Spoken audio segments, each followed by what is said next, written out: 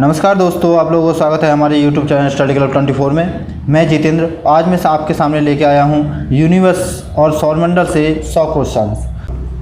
हमने ब्रह्मांड को बहुत ही अच्छे तरीके से पढ़ाया है। अगर आप लोगों ने हमारी वीडियो नहीं देखी है तो उसकी लिंक आपको आई बटन में मिल जाएगी। तो चलिए शुरू करते हैं। पहला सवाल है, सर्वप्रथम भूगोल शब्द का प्रयोग किसने किया? सर्वप्रथम भूगोल शब्द का प्रयोग किसने किया? तो ये किया था हिकेटियस ने। हिकेटियस ने सर्वप्रथम भूगोल शब्द का यूज किया था। इम्पोर्टेंट सवाल है, आपको याद रखना है।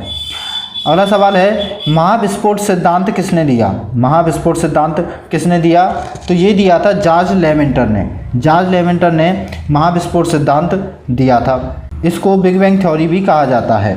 और ये किसने दी थी? तो जॉर्ज लेमेंटर ने ये दी थी, याद रखना है। अगला क्वेश्चन है, महाविस्फोट की घटना कब हुई? महाविस्फोट की घटना कब हुई, यानी बिग बैंग कब हुआ था? तो ये हुआ था 13.7 अरब वर्ष पहले। 13.7 अरब वर्ष पहले महाविस्फोट की घटना हुई थी, जिससे हमारे ब्रह्मांड का निर्माण हुआ था। ठीक है, वहीं से फैलता हुआ यह पूरे ब्रह्मांड में फैल गया। यानी कि वैज्ञानिक बताते हैं कि ये जब विस्फोट हुआ था उस समय ये मात्र एक फुटबॉल के बराबर थी और इसी कारण से इसका आयतन बहुत कम था, दबाव बहुत अधिक था और इस कारण इसमें एक विस्फोट हुआ। और उस विस्फोट के बाद जितने भी ये आज हम पिंड देख रहे हैं, सूर्य, चंद्रमा, पृथ्वी, ग्रह, नक्षत्र, ये जितनी भी चीज़ें हैं, आकाशगंगाएं वगैरह, सब उसी का अंश हैं। उसी में से निकलकर ये बहुत ही तेज़ गति से फैलने लगी और आज जिसे हम ब्रह्मांड देख रहे हैं इसका निर्माण वहीं से माना जाता है। अगला क्वेश्चन है, हमारे सौरमंडल की उत्पत्ति कब हुई? हमारे सौरमंडल की उत्पत्ति कब हुई? तो यह हुई थी 5 बिलियन वर्ष पहले। 5 बिलियन वर्ष पहले हमारे सौरमंडल की उत्पत्ति हुई थी। इसी का टुकड़ा जब यहाँ इस क्षेत्र तक पहुँचा उस विस्फोट केंद्र से, तो उसमें समय लगा करीब 5 बिलियन वर्ष। यहाँ पर धूल के बादल वगैरह से और काफ़ी पदार्थों से मिलकर सूर्य का निर्माण हुआ। वहाँ से कुछ ग्रह बने, सूर्य बना और हमारा सौरमंडल इस प्रकार से तैयार हुआ। अगला क्वेश्चन है, CERN के द्वारा LHC महाप्रयोग कब सफलतापूर्वक किया गया? CERN के द्वारा LHC महाप्रयोग कब सफलतापूर्वक किया गया? तो ये किया गया था 30 मार्च 2010 को। 30 मार्च 2010 को ये महाप्रयोग किया गया था। ये पृथ्वी के गर्भ में जाकर एक मशीन बनाई गई थी, एक ट्यूब नुमा ये मशीन थी जिसका नाम था large hydro collider. Large hydro collider, जिसमें कणों को लाइट की स्पीड से आपस में टकराया गया और उससे एक कण प्राप्त हुआ जिसे गॉड पार्टिकल कहते हैं। जिस चीज़ को बनाना था वह तो नहीं बनी, लेकिन उसके समकक्ष ही उसी की तरह का एक पार्टिकल बना जिसका नाम दिया गया था हिग्स बोसॉन कण। हिग्स बोसॉन कण उसका नाम दिया गया था। तो इस कारण यह जो महाप्रयोग था ये सफलता इसको मिली थी। अगला क्वेश्चन है हमारा, हिग्स बोसॉन कण का अन्य नाम क्या है? हिग्स बोसॉन कण का अन्य नाम क्या है? तो वह नाम है इसका गॉड पार्टिकल। गॉड पार्टिकल इसका नाम हो जाएगा। नेक्स्ट अगला क्वेश्चन है, LHC का फुल फॉर्म क्या है? LHC का फुल फॉर्म क्या है? तो इसका फुल फॉर्म है large hydro collider. Large hydro collider, ठीक है, इसका हमें फुल फॉर्म याद रखना है, पूछा जाता है काफ़ी बार। अगला क्वेश्चन है, हिग्स बोसॉन कण का नाम किन वैज्ञानिकों के नाम पर रखा गया? हिग्स बोसॉन कण का नाम किन वैज्ञानिकों पर रखा गया? तो आपको याद रखना है, ये एक हिग्स वैज्ञानिक थे और दूसरे से सत्येंद्रनाथ बोस। सत्येंद्रनाथ बोस भारत के ही वैज्ञानिक थे और उन्हीं के नाम पर इसका नाम दिया गया है, हिग्स बोसॉन कण। अगला क्वेश्चन है, हमारी आकाशगंगा का नाम क्या है? हमारी आकाशगंगा का नाम क्या है? तो हमारी आकाशगंगा का नाम है दुग्ध मेघला। दुग्ध मेघला यानी कि मिल्की वे। मिल्की वे हमारी आकाशगंगा को कहा जाता है। अगला क्वेश्चन है, हमारी आकाशगंगा को सर्वप्रथम किसने देखा? हमारी आकाशगंगा को सर्वप्रथम किसने देखा? तो हमारी आकाशगंगा को सबसे पहले देखने वाले थे विलियम हर्शल। विलियम हर्शल ने हमारी आकाशगंगा को सबसे पहले देखा था। अगला क्वेश्चन है, नवीनतम ज्ञात आकाशगंगा कौन सी है? नवीनतम ज्ञात आकाशगंगा कौन सी है? तो नवीनतम ज्ञात आकाशगंगा है डवार्फ। डवार्फ हमारी नवीनतम ज्ञात आकाशगंगा है जिसे नया नया खोजा गया है। अगला सवाल है, निहारिका क्या है? निहारिका क्या है? तो निहारिका है हमारी जो ब्रह्मांड में यहाँ तारों का जन्म होता हो, ब्रह्मांडीय नर्सरी जहाँ पर तारों का जन्म होता हो वह निहारिका कहलाती है। इसमें यह काफ़ी चमकती हुई रहती है। यहाँ पर धूल के बादल चमकते हुए होते हैं, बहुत ही अच्छी दिखाई देती है, इसलिए ब्रह्मांडीय नर्सरी इसको कहा जाता है। जहाँ पर तारे, धूल के बादल वगैरह सब मिक्स होकर तारों का निर्माण होता है। अगला क्वेश्चन है, तारे किससे बने होते हैं? तारे किससे बने होते हैं? सही उत्तर है गर्म गैस के, गर्म गैस से ये बने हुए होते हैं। गर्म गैसों के पिंड होते हैं तारे। अगला क्वेश्चन है, तारों का निर्माण कहाँ होता है? तो तारों का निर्माण कहाँ होता है? अभी पढ़ा है हमने, तो निहारिका में तारों का निर्माण होता है। अगला क्वेश्चन है, शीतल तारों का निर्माण कहाँ होता है? शीतल तारों का निर्माण कहाँ होता है? तो शीतल तारों का निर्माण ओरियन नेबुला में होता है, ओरियन नेबुला में होता है। ठीक। अगला क्वेश्चन है, सुपरनोवा किसे कहा जाता है? सुपरनोवा किसे कहा जाता है? तो तारों की मृत्यु को सुपरनोवा कहा जाता है। तारों की जो मृत्यु होती है उसमें एक भीषण विस्फोट होता है और उस भीषण विस्फोट को ही सुपरनोवा कहा जाता है। यहाँ से दो प्रकार के तारों का निर्माण होता है, दोबारा से दो प्रकार की चीज़ें निर्माण होता है। एक होता है हमारा ब्लैक होल। तारों में जो विस्फोट होता है उसका, उस विस्फोट के बाद जो उसका अंश बचता है उसका द्रव्यमान अगर चंद्रशेखर सीमा से अधिक हो जाता है तो वह ब्लैक होल का रूप ले लेता है, और अगर वह उसका द्रव्यमान चंद्रमोहन सीमा से कम रहता है तो वह एक नए तारे का निर्माण वहाँ से हो जाता है। तो ये चीज़ें आपको याद रखनी है।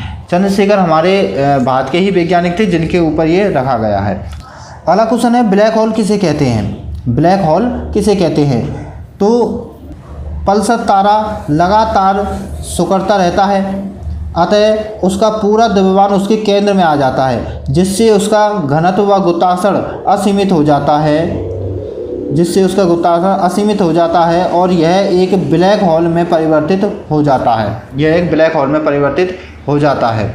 यानी कि जब कोई तारे में विस्फोट होता है, सुपरनोवा विस्फोट होता है, तो जो चंद्रमोहन सीमा है उस सीमा से उसका द्रव्यमान अधिक हो जाता है। तो इस कारण से इसको बोला जाता है पल्सर तारा। पल्सर तारा लगातार ये क्या है, सिकुड़ता रहता है और इसका द्रव्यमान बहुत अधिक होता जाता है। ठीक है, इसका पूरा द्रव्यमान उसके केंद्र में आ जाता है, जिससे उसका घनत्व और गुरुत्वाकर्षण बल असीमित हो जाता है। इस कारण से वह ब्लैक होल का निर्माण हो जाता है। तो हम इस चीज़ को इस प्रकार समझ सकते हैं कि छोटी सी जगह में अगर बहुत अधिक भार हो जाए, छोटी सी वस्तु में अगर बहुत अधिक भार हो जाए, असीमित भार हो जाए और असीमित भार हो जाएगा तो उसमें एक गुरुत्वाकर्षण बल भी पैदा होगा। तो जब यह असीमित परिधि तक पहुंच जाता है तो वहाँ से ब्लैक होल का निर्माण हो जाता है, और ब्लैक होल को अंतरिक्ष का, हमारे ब्रह्मांड का दानव कहा जाता है। ये पूरी की पूरी गैलेक्सी को निकल सकता है, और कहा जाता है कि हर गैलेक्सी के बीच में, मध्य में एक ब्लैक होल होता है, जो उसी की चारों तरफ उसके गुरुत्वाकर्षण बल की वजह से पूरी आकाशगंगा के जितने भी पिंड होते हैं, तारे होते हैं, वो सभी इसके आसपास चक्कर लगाते हैं और चक्कर लगाते हुए इसी में ध्वस्त हो जाते हैं। आगे बढ़ते हैं। अगला क्वेश्चन है, सूर्य हमारी आकाशगंगा के केंद्र से कितना दूर है? सूर्य हमारी आकाशगंगा के केंद्र से कितना दूर है? तो सही उत्तर है 30,000 प्रकाश वर्ष दूर। 30,000 प्रकाश वर्ष ये दूर है। सूर्य आकाशगंगा से के एक कोने पर पूरी आकाशगंगा का चक्कर लगा रहा है, और वह कितनी दूरी पर है? केंद्र से बात करें तो 30,000 प्रकाश वर्ष दूर है। ठीक है, याद रखना है आप लोग को। अगला क्वेश्चन है, सूर्य आकाशगंगा के चारों ओर किस गति से चक्कर लगाता है? सूर्य आकाशगंगा के चारों ओर किस गति से चक्कर लगाता है? तो वह लगाता है 250 किलोमीटर पर सेकंड। हर सेकंड में वह 250 किलोमीटर चलता है। इस स्पीड से वह सूर्य आकाशगंगा का चक्कर लगाता है। यानी कि हम ये कह भी सकते हैं कि ये हमारे जितने भी पिंड हैं, हमारी पृथ्वी, चंद्रमा, बृहस्पति, शनि, जितने भी हमारे 8 ग्रह हैं, चित्रग्रह हैं, एस्ट्रॉइड हैं, जितने भी हमारे सौरमंडल के पिंड हैं, ये सबकी गति सूर्य के आकाशगंगा की चक्कर लगाने की जो गति है वो 250 किलोमीटर पर सेकंड है। क्योंकि ये इनका सूर्य के आकर्षण की वजह से, गुरुत्वाकर्षण बल की वजह से ये सारे पिंड इसका चक्कर लगाते हैं, इसके साथ रहते हैं, और जब ये सूर्य उसका चक्कर लगाता है तो ये भी उसके पीछे पीछे इसके चक्कर लगाते हुए पूरी आकाशगंगा का चक्कर लगाते हैं। तो इसी प्रकार से हमारे सारे पिंड भी, इनकी गति क्या हो जाएगी, तो 250 किलोमीटर पर सेकंड इनकी गति हो जाएगी। अगला क्वेश्चन है, ब्रह्मांड वर्ष किसे कहा जाता है? ब्रह्मांड वर्ष किसे कहा जाता है?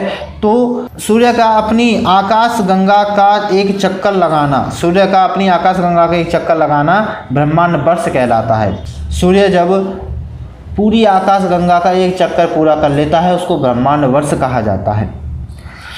अगला क्वेश्चन है, सूर्य अपने अक्ष पर किस दिशा में घूमता है? सूर्य अपने अक्ष पर किस दिशा में घूमता है? तो यह पूरब से पश्चिम दिशा में घूमता है। कौन सी दिशा में घूमता है? तो पूरब से पश्चिम दिशा में घूमता है, याद रखना है आप लोगों को। अगला क्वेश्चन है, सूर्य अपने अक्ष पर घूर्णन कितने दिनों में करता है? तो इसका जो मध्य भाग होता है वह 25 दिनों में, तथा इसका तो जो ध्रुवीय भाग होता है वह 35 दिनों में अपना एक चक्कर पूरा करता है। सूर्य पर गैसों का संगठन किस प्रकार है? सूर्य पर गैसों का संगठन किस प्रकार है? तो हमारे सूर्य पर गैसों का संगठन जो है वह 71% इस पर हाइड्रोजन है और 26.5% इस पर हीलियम है।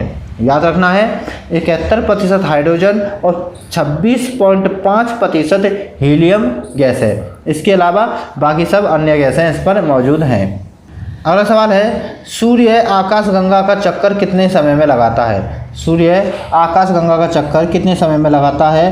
तो यह हमारी आकाशगंगा का चक्कर 25 करोड़ वर्ष में लगाता है। कितने वर्ष में लगा रहा है? तो 25 करोड़ वर्ष में लगा रहा है। ठीक। अगला क्वेश्चन है, सूर्य की बाहरी परत का तापमान कितना है? तो सूर्य की जो बाहरी परत होती है उसका तापमान 6000 डिग्री सेल्सियस होता है। 6000 डिग्री सेल्सियस होता है। ठीक है, याद। अगला क्वेश्चन है, सूर्य के केंद्रीय भाग को क्या कहते हैं? सूर्य के केंद्रीय भाग को क्या कहते हैं? तो सूर्य के केंद्रीय भाग को करोड़ कहा जाता है। नेक्स्ट, सूर्य की बाहरी परत को क्या कहा जाता है? सूर्य की बाहरी परत को क्या कहा जाता है? तो इसको फोटोस्फीयर कहा जाता है। क्या कहा जाता है? इसको फोटोस्फीयर कहा जाता है। हिंदी में कहें तो वर्णमंडल, इसको वर्णमंडल कहा जाता है। नेक्स्ट, अगला क्वेश्चन है, किरीट किसे कहा जाता है? किरीट किसे कहा जाता है? तो सूर्य ग्रहण के समय दिखाई देने वाला भाग किरीट कहा जाता है। यानी कि सूर्य ग्रहण 3 प्रकार का होता है। एक होता है आंशिक सूर्य ग्रहण, एक होता है वलयाकार सूर्य ग्रहण और एक होता है पूर्ण सूर्य ग्रहण। जब वलयाकार सूर्य ग्रहण होता है उसमें सूर्य की जो बाहरी परत है, उसकी जो पर्दी है वह चमकती हुई दिखाई देती है और उसी को किरीट कहा जाता है। यानी कि इसकी जो पर्दी जो चमकती है उसको किरीट कहा जाता है। ठीक है, आप लोगों को ध्यान रखना है चीज़ें। अगला क्वेश्चन है, सूर्य की उम्र कितनी है? सूर्य की उम्र कितनी है? तो सूर्य की उम्र कितनी है? 5 बिलियन वर्ष है। 5 बिलियन वर्ष सूर्य की उम्र है। इसी के साथ हमारे सौरमंडल की उम्र भी इतनी है, 5 बिलियन वर्ष। ठीक है, याद रखना है आपको। सूर्य का प्रकाश पृथ्वी तक आने में कितना समय लेता है? सूर्य का प्रकाश पृथ्वी तक आने में कितना समय लेता है? ये क्वेश्चन तो आपको याद होगा, 8 मिनट 16 सेकेंड का समय लेता है। अगला क्वेश्चन है, सौर ज्वालाओं को उत्तरी ध्रुव पर क्या कहा जाता है? सौर ज्वालाओं को उत्तरी ध्रुव पर क्या कहा जाता है? तो इसको कहा जाता है अरोरा बोरियोलिस। अरोरा बोरियोलिस इसको कहा जाता है।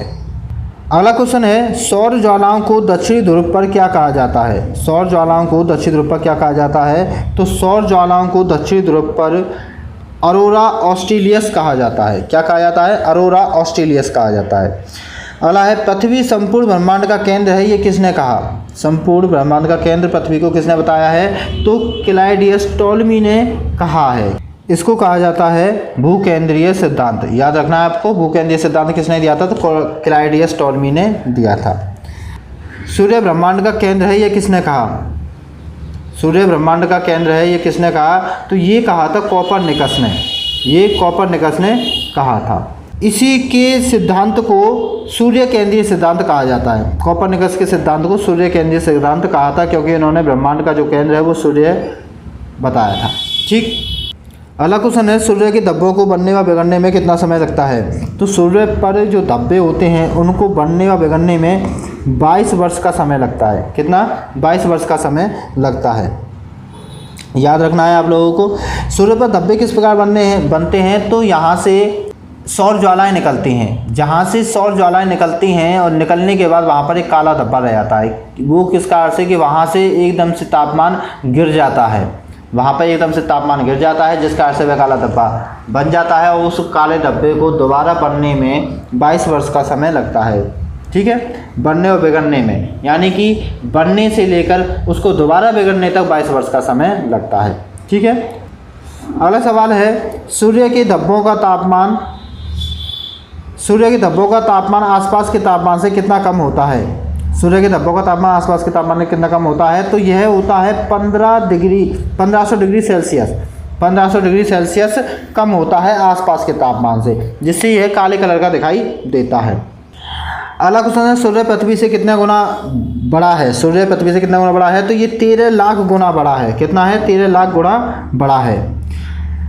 सूर्य का व्यास कितना है? नेक्स्ट, सूर्य का व्यास कितना है? तो सूर्य का व्यास है 1.39 मिलियन किलोमीटर। 1.39 मिलियन किलोमीटर इसका व्यास हो जाएगा।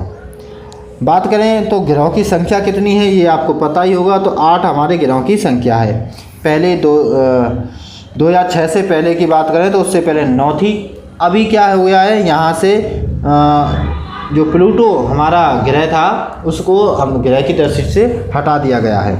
ठीक है, क्योंकि वह अपनी परिक्रमा करते वक्त वरुण की कक्षा को काटता हुआ उसकी परिक्रमा करता था, सूर्य की परिक्रमा करता था, जो कि ग्रह के नियम के अनुसार गलत था। इस कारण से इसको, और इसका साइज भी छोटा था, इसी कारण से इसको ग्रह की दृष्टि से हटा दिया गया, ग्रह की लाइन से हटा दिया गया इसे।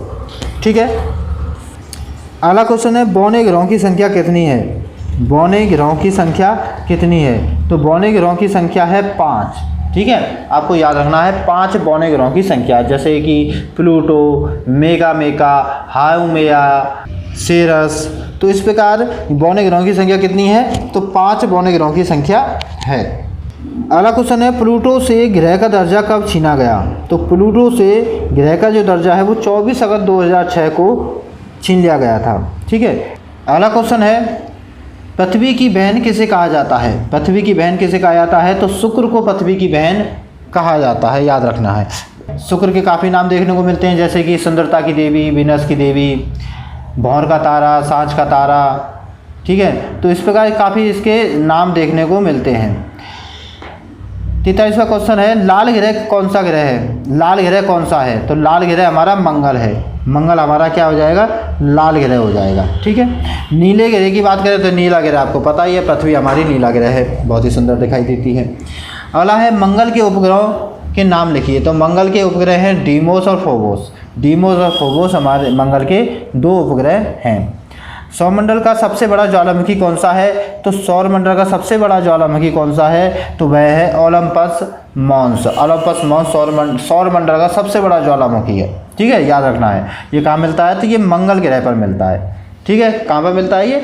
ये मंगल ग्रह पर पाया जाता है।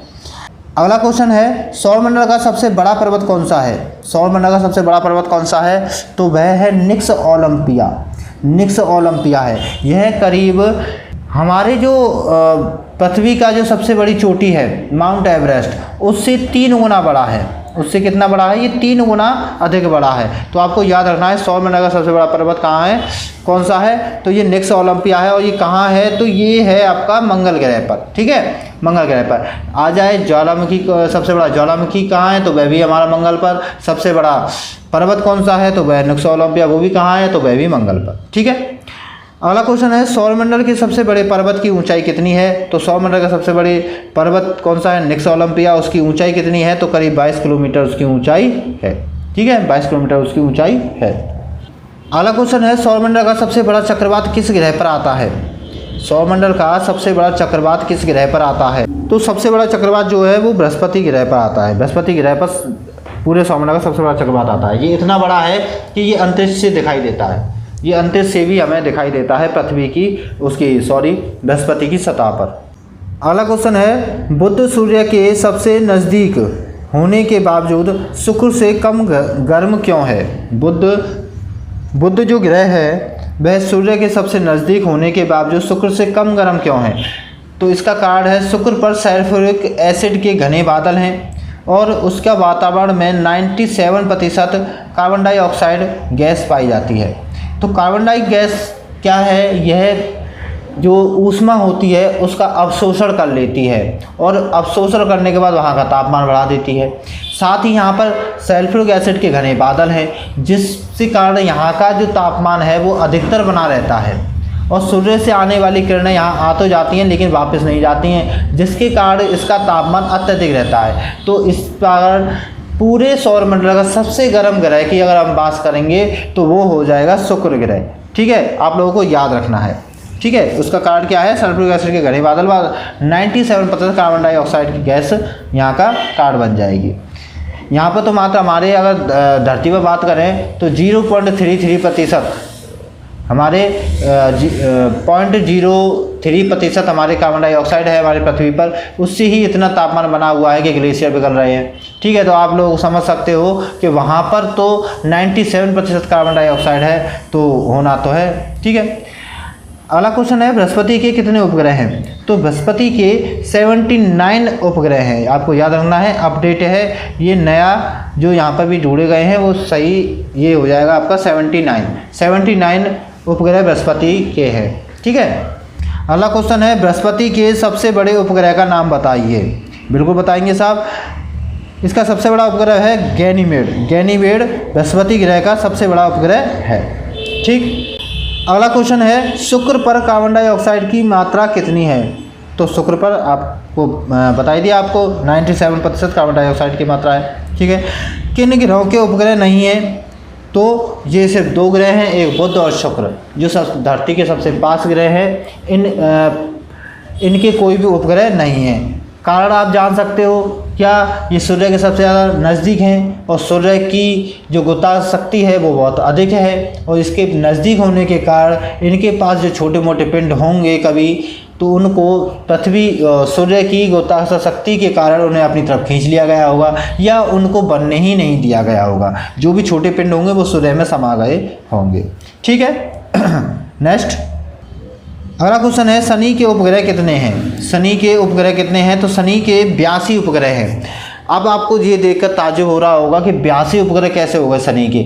बाकी सबसे ज़्यादा उपग्रह तो बृहस्पति के देखने को मिलते हैं, लेकिन अभी लेटेस्ट की खबर के अनुसार देखें तो अब नए करीब 19 एक्स्ट्रा शनि के उपग्रह खोजे गए हैं और उनको मिलाकर अभी शनि पूरे सौरमंडल के सर्वाधिक उपग्रह किसके हो गए हैं? तो वो शनि ग्रह के हो गए हैं। ठीक है, आपको याद रखना है। और कितने हो गए हैं? तो 82 हो गए हैं। तो इसमें जो इन दोनों की टक्कर में सर्वाधिक उपग्रह किसके पास मिले हैं? शनि के पास मिले हैं। तो आपको ये आज के बाद याद रखना है कि सर्वाधिक उपग्रह किसके हैं? तो शनि ग्रह के हैं। ठीक है, अगला क्वेश्चन है शनि का सबसे बड़ा उपग्रह कौन सा है? तो शनि का सबसे बड़ा उपग्रह है टाइटन शनि का सबसे बड़ा उपग्रह है। ठीक, अगला क्वेश्चन है शनि के चारों ओर कितने वलय हैं? तो शनि के चारों ओर 7 वलय हैं। याद रखना है, 7 वलय हैं।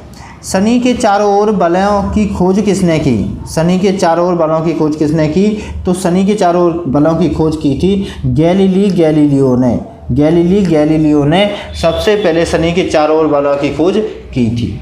ठीक, अगला क्वेश्चन है वरुण ग्रह की खोज किसने की? वरुण ग्रह की खोज किसने की? तो वह जेहान गाले ने की थी। वरुण ग्रह की खोज किसने की थी? तो वह जेहान गाले ने की थी। वरुण ग्रह के चारों ओर कितने वलय हैं? वरुण ग्रह के चारों ओर 9 वलय हैं। याद रखना है आपको। ठीक है, नेक्स्ट अगला क्वेश्चन है कौन से ग्रह पूर्व से पश्चिम दिशा में चक्कर लगाते हैं? कौन से ग्रह पूर्व से पश्चिम दिशा में चक्कर लगाते हैं? तो 2 ग्रह हैं, एक अपना शुक्र ग्रह और एक अपना वरुण ग्रह। याद रखना है, शुक्र ग्रह और वरुण ग्रह पश्चिम से पूर्व दिशा में चक्कर लगाते हैं। अगला क्वेश्चन है लेटा हुआ ग्रह किसे कहा जाता है? तो लेटा हुआ ग्रह अरुण को कहा जाता है, क्योंकि यह काफ़ी हद तक झुका हुआ है। जैसे कि हमारी पृथ्वी है 23-23.5 डिग्री झुकी हुई है अपने अक्ष पर। ये जो है ये बहुत अधिक झुका हुआ है, जिससे ये दूर से देखने पर लेटा हुआ प्रतीत होता है कि ये लेटा हुआ है। तो इस कारण इसको कहा जाता है लेटा हुआ ग्रह। ठीक है, याद रखना है आपको। अगला क्वेश्चन है सूर्य का चक्कर लगाने में सर्वाधिक समय कौन सा ग्रह लेता है? सूर्य का चक्कर लगाने से सर्वाधिक ग्रह कौन सा है जो सबसे ज़्यादा समय ले रहा है? तो वो है वरुण ग्रह। ये सबसे ज़्यादा दूर स्थित है और सबसे ज़्यादा दूर होगा तो वह समय तो अधिक लेगा ही। तो अगला क्वेश्चन है, नंगी आंखों से देखने वाले ग्रहों के नाम बताइए। नंगी आंखों से देखे जाने वाले ग्रह कौन कौन से हैं? तो वह हैं हमारे बुध, शुक्र, मंगल, बृहस्पति और शनि। इस प्रकार ये हमारे 5 ग्रह हैं। कौन कौन से? बुध, शुक्र, मंगल, बृहस्पति और शनि। इनको हम नंगी आंखों से देख सकते हैं। आप कहोगे हमने तो भाई कोई नहीं दिखता। बिल्कुल नहीं दिखता साहब, दिखते समय साहब पहचानने वाला चाहिए, क्योंकि यह हमें आकाश में दिखाई देते हैं रात के समय में, लेकिन ये हमें तारे के अनुसार दिखाई देते हैं। हम इन्हें तारा समझते हैं, हमें इनकी पहचान नहीं है। अगर हम अब भाई दिख तो रहे हैं ना, हम इन्हें पहचान नहीं तो हम ये थोड़ी कह सकते कि वो कहाँ दिखाई दे रहे हैं। भाई दिख तो हैं, तुम पहचान नहीं पा रहे हो उन्हें, बस ये चीज़ें होती हैं। तो नंगी आंखों से देखने वाले ग्रह कौन से होते हैं? तो बुध, शुक्र, मंगल, बृहस्पति, शनि हमें नंगी आंखों से दिखाई देने वाले ग्रह हैं। ठीक। अगला क्वेश्चन है, बुध ग्रह के दिन और रात का तापमान कितना है? दिन और रात का तापमान कितना है? तो इसके दिन का तापमान होता है 427 डिग्री सेंटीग्रेड और रात का तापमान होता है -173 सेंटीग्रेड। आप कहोगे दिन के समय 427 सेंटीग्रेड, इतना तापमान कि लोहा भी पिघल जाए, और दूसरी बात रात में बात करें तो बर्फ़ भी तोड़ने से ना टूटे। ठीक है, आदमी जम जाए, खून जम जाए आदमी का। तो -173%। ये किस कारण से होता है? तो ये भी समझ लीजिए, क्योंकि पहला कारण तो इसका ये है कि इस पर वायुमंडल नहीं है। जहाँ पर वायुमंडल होता है तो उस वायु की जो हवा होती है उसमें जो गैसें होती हैं, जैसे कार्बन डाइऑक्साइड की बात करें, वो ऊष्मा का अवशोषण करती है। रात के समय जब अवशोषण कर लेती है, रात के समय कार्बन डाइऑक्साइड उस हीटिंग जो उसने ले रखी है, जो गर्मी उसने ले रखी है, उस गर्मी से उसका तापमान मेंटेन करती है, यानी कि उसका औसत तापमान बनाए रखती है। तो यहाँ पर क्या है? वातावरण नहीं है। दूसरा कारण क्या है? कि दूसरा कारण है इसका सूर्य से टाइडली लॉक होना। सूर्य से टाइडली लॉक होना। तो टाइडली लॉक का मतलब क्या है कि इसकी एक सतह हमेशा सूर्य के सामने बनी रहती है, ठीक है, और एक सतह इसके विपरीत, सूर्य के विपरीत बनी रहती है। तो एक सतह पर सूर्य की सीधी किरण लगातार पड़ती रहती हैं, जिससे वहाँ का तापमान हाई बना रहता है, कभी ठंडा होने का मौका ही नहीं मिलता। ठीक है, और दूसरा है कि उस पर कभी सूर्य की किरण पड़ी ही नहीं, तो जिस कारण से वहाँ का तापमान क्या रहता है? कम रहता है, तो सूर्य के सामने ही नहीं आता वो कभी, तो वहाँ पर हमेशा माइनस। तो जब लगातार ये चीज़ें होती हैं तो इसका तापमान बना रहता है इतना लंबा। ठीक है। अगला क्वेश्चन है, सौरमंडल के सभी ग्रहों में सर्वाधिक तापमान किस ग्रह का है? तो आपको बता ही दिया, सौरमंडल के सभी ग्रहों में सर्वाधिक तापमान किसका है? तो वो शुक्र ग्रह का है। ठीक है, शुक्र ग्रह का हो जाएगा। ठीक। अगला क्वेश्चन है, सौरमंडल के सभी ग्रहों में सबसे कम घनत्व किसका है? तो सबसे कम घनत्व किसका है? तो वह है शनि ग्रह का। याद रखना है आप लोगों को, इसका घनत्व इतना कम है कि अगर इसको पानी पर रख दिया जाए तो ये तैरेगा। इसका पानी से भी कम घनत्व है, ये पानी के ऊपर तैरने लगेगा। ठीक है। अगला क्वेश्चन है, अरुण की खोज किसने की? अरुण ग्रह की खोज किसने की? तो वह विलियम हर्शल ने की थी। विलियम हर्शल ने खोज की थी, यानी इसको ढूंढा था।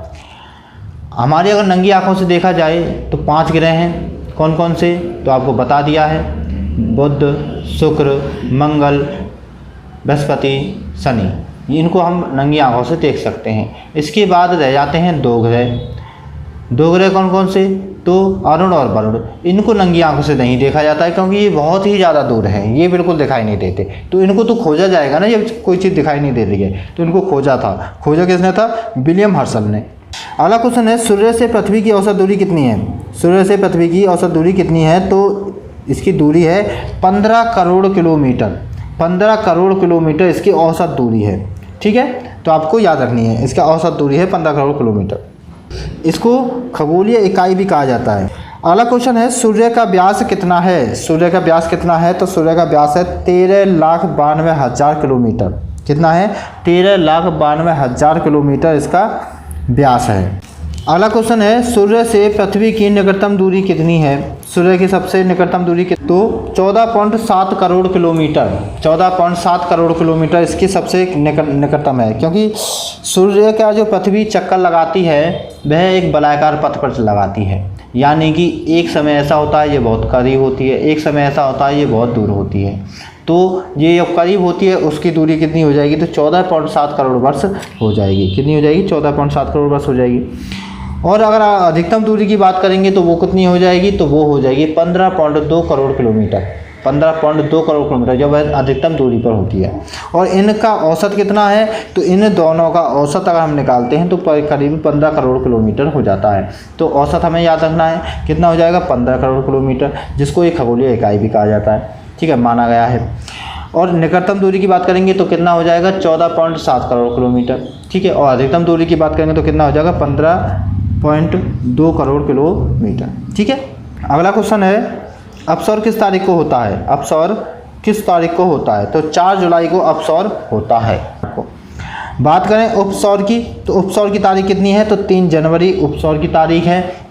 अगला क्वेश्चन है, सूर्य का द्रव्यमान कितना है। सूर्य का द्रव्यमान कितना है, तो सूर्य का जो द्रव्यमान है वह है 1.4 ms। 1.4 ms, इसको चंद्रशेखर सीमा भी कहा जाता है, ध्यान रखना है आपको, चंद्रशेखर सीमा इसी को कहा जाता है। अगर द्रव्यमान इससे अधिक हो जाता है तो ब्लैक होल बनता है, इससे कम रहता है तो तारा बनता है। आपको ये चीज़ें मैंने बता दी हैं। ठीक है, नेक्स्ट अगला क्वेश्चन है, क्वेसर किसे कहते हैं। क्वेसर किसे कहते हैं, यह एक चमकीला खगोलीय पिंड है जो अत्यधिक ऊर्जा उत्सर्जित करता है। क्वेसर किसे कहते हैं, तो यह एक चमकीला खगोलीय पिंड है जो अत्यधिक ऊर्जा उत्सर्जित करता है। ठीक है, अगला क्वेश्चन है, पृथ्वी की घूर्णन गति कितनी है। पृथ्वी की घूर्णन गति कितनी है, यानी कि अपनी दूरी पर चक्कर लगाने की गति कितनी है, तो अपनी दूरी पर चक्कर लगाने की गति है 29.78 किलोमीटर पर सेकेंड। ठीक है, 29.78 किलोमीटर पर सेकंड ये हो जाएगी। अगला क्वेश्चन है, सूर्य के सबसे नज़दीक तारा कौन सा है, तो सूर्य के सबसे नज़दीक तारा है प्रोक्सिमा सेंचुरी। प्रोक्सिमा सेंचुरी हमारी सूर्य का सबसे नज़दीकतम तारा है। ठीक है, याद रखना है आपको। अगला क्वेश्चन है, चंद्रमा के अध्ययन को क्या कहा जाता है, तो चंद्रमा के अध्ययन को सेनोलॉजी कहा जाता है। सेनोलॉजी चंद्रमा के अध्ययन को कहा जाता है। अगला क्वेश्चन है, जीवाश्म ग्रह किसे कहा जाता है। जीवाश्म ग्रह किसे कहा जाता है, तो जीवाश्म ग्रह चंद्रमा को कहा जाता है। ठीक है, याद रखना है, जीवाश्म ग्रह किसे कहा जाता है, तो चंद्रमा को जीवाश्म ग्रह कहा जाता है। अगला क्वेश्चन है, चंद्रमा पृथ्वी का चक्कर कितने समय में पूरा करता है। चंद्रमा पृथ्वी का चक्कर कितने समय में पूरा करता है, तो यह पूरा करता है 27 दिन 7 घंटे 43 मिनट में। कितना, 27 दिन 7 घंटे 43 मिनट में अपना एक चक्कर पूरा करता है।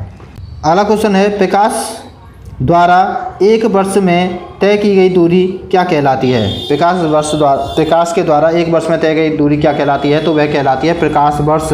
ये हमारी खगोलीय इकाई होती है, ये हमारी खगोलीय इकाई होती है। ठीक है, अगला क्वेश्चन है, एक प्रकाश वर्ष कितने किलोमीटर के बराबर होता है। एक प्रकाश वर्ष कितने किलोमीटर के बराबर होता है, तो यह होता है लगभग 95 खरब किलोमीटर के बराबर। कितना, लगभग 95 खरब किलोमीटर के बराबर यह होता है।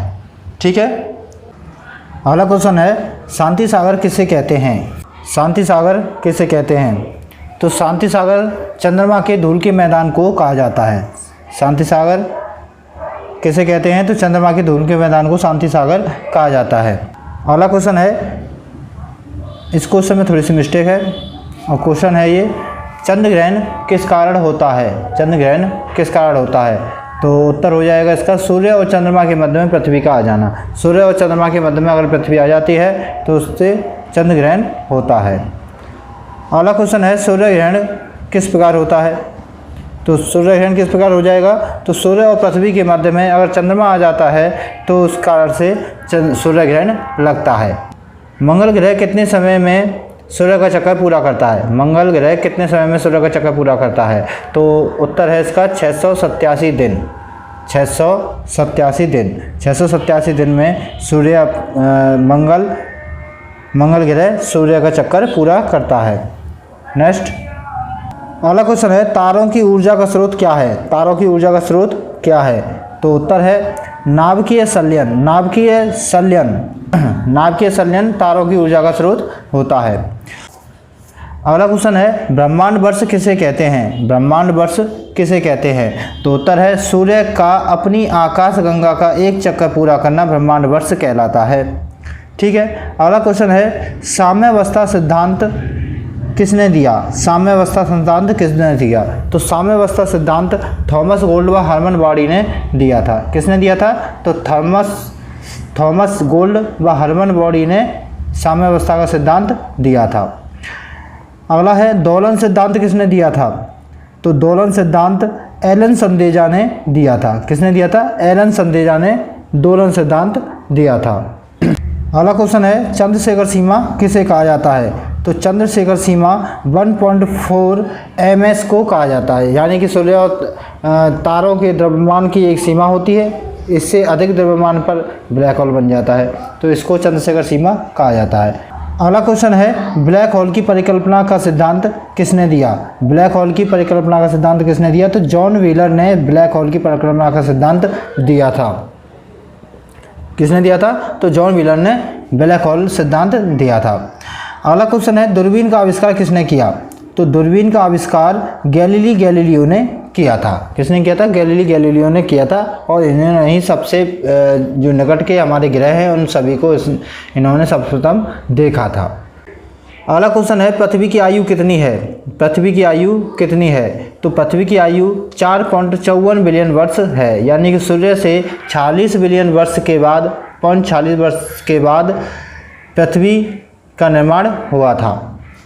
अगला क्वेश्चन है मंगल की सतह लाल क्यों है? मंगल की सतह लाल क्यों है? तो मंगल की सतह फेरिक ऑक्साइड के कारण लाल होती है, यानी कि लो ऑक्साइड इसकी जो मिट्टी है, इसकी मिट्टी में लो ऑक्साइड पाया जाता है, जिसके कारण इसकी मिट्टी लाल रंग की दिखाई देती है, इसलिए इसको लाल ग्रह भी कहा जाता है। अगला क्वेश्चन है विश्व ग्लोब का निर्माता कौन है? विश्व ग्लोब का निर्माता कौन है? तो विश्व ग्लोब के निर्माता है मार्टिन बेहम। मार्टिन बेहम विश्व ग्लोब के निर्माता हैं। नेक्स्ट अगला क्वेश्चन है वर्तमान भूगोल का जनक कौन है? वर्तमान भूगोल के जनक कौन है? तो वर्तमान भूगोल के जनक हैं अलेक्जेंडर वॉन हम्बोल्ट। वर्तमान भूगोल के जनक कौन है? तो अलेक्जेंडर वॉन हम्बोल्ट वर्तमान भूगोल के जनक हैं। अगला अंतिम क्वेश्चन है सूर्य ग्रहण के समय दिखाई देने वाला सूर्य का भाग क्या कहलाता है? सूर्य ग्रहण के समय दिखाई देने वाला सूर्य का भाग क्या कहलाता है? तो सूर्य किरीट कहलाता है। यानी कि 3 प्रकार के ग्रहण होते हैं, पूर्ण ग्रहण, वलयाकार सूर्य ग्रहण व आंशिक सूर्य ग्रहण। तो जो हमारा वलयाकार सूर्य ग्रहण होता है जिसमें चंद्रमा सूर्य को पूरी तरह से ढक नहीं पाता है, जिसके कारण उसका किनारे उसके चमकते हैं, उसी को सूर्य किरीट कहा जाता है। ठीक है, अगर आपको हमारी वीडियो पसंद आती है तो लाइक करें, दोस्तों को शेयर करें, चैनल को सब्सक्राइब करें, उसके बाद में आने वाले बेल आइकन को प्रेस करें, जिससे कि हमारी आगे आने वाली जितनी भी वीडियो हैं उनकी नोटिफिकेशन आप तक पहुंच जाए। और इसी प्रकार की अगर और वीडियो आप चाहते हैं तो कमेंट करें। इसी के साथ धन्यवाद। जय हिंद।